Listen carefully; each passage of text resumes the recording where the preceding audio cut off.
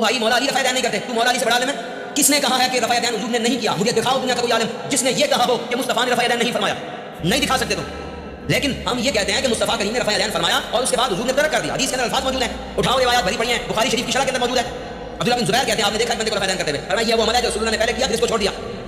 مولا علی سے بڑا تو عالم کوئی نہیں نا. ہاں مصنف ابن ابی شیبہ امام بخاری کے بھی استاد ہیں، ان کی کتاب کے اندر صحیح سند کے ساتھ روایت موجود ہے کہ مولا علی جب بھی نماز پڑھتے تھے تو ابتدا میں ہاتھ اٹھاتے اور اس کے بعد پوری نماز میں رفع دین نہیں کرتے. تو مولا علی سے بڑے عالم اگر شریعت کا نہیں پتا تو قوم کو گمراہ نہ کریں. رفع دین حضور نے کیا لیکن اس کو بعد میں حضور نے ختم فرما دیا.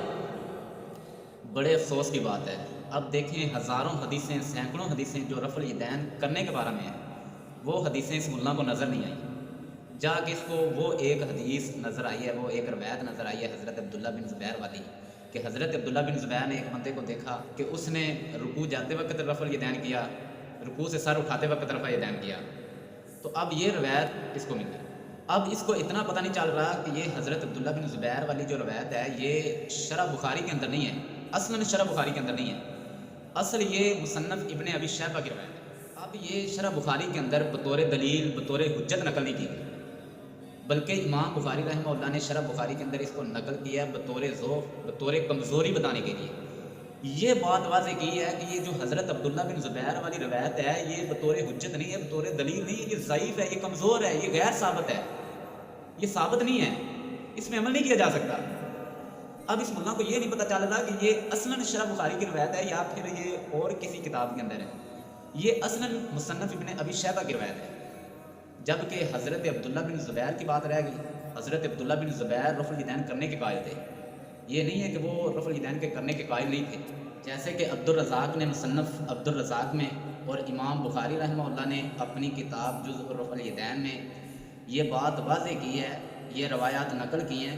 حضرت عبداللہ بن زبیر رضی اللہ تعالیٰ عنہ تکبیر تحریمہ کے وقت، رکوع میں جاتے وقت، رکوع سے سر اٹھاتے وقت رفع الیدین کیا کرتے تھے. تو اسی طرح حضرت ابن عباس کے بارے میں آتا ہے کہ حضرت ابن عباس رضی اللہ تعالیٰ عنہ نے ایک بندے کو فرمایا کہ اگر تم نبی صلی اللہ علیہ وسلم کی نماز کو دیکھنا چاہتے ہو تو حضرت عبداللہ بن زبیر کی نماز کو دیکھ لو.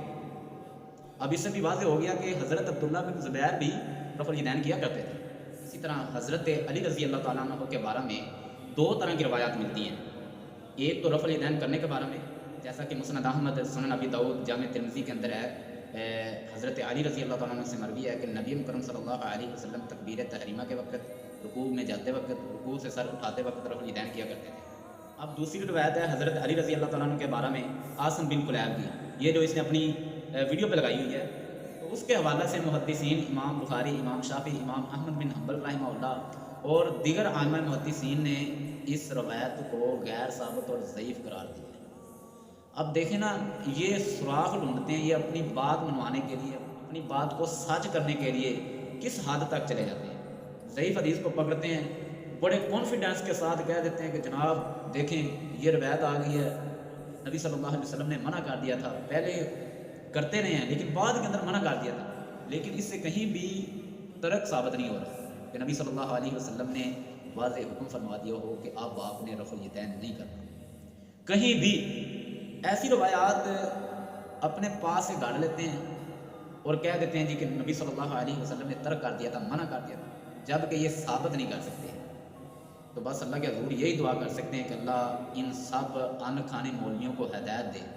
آمین یا رب.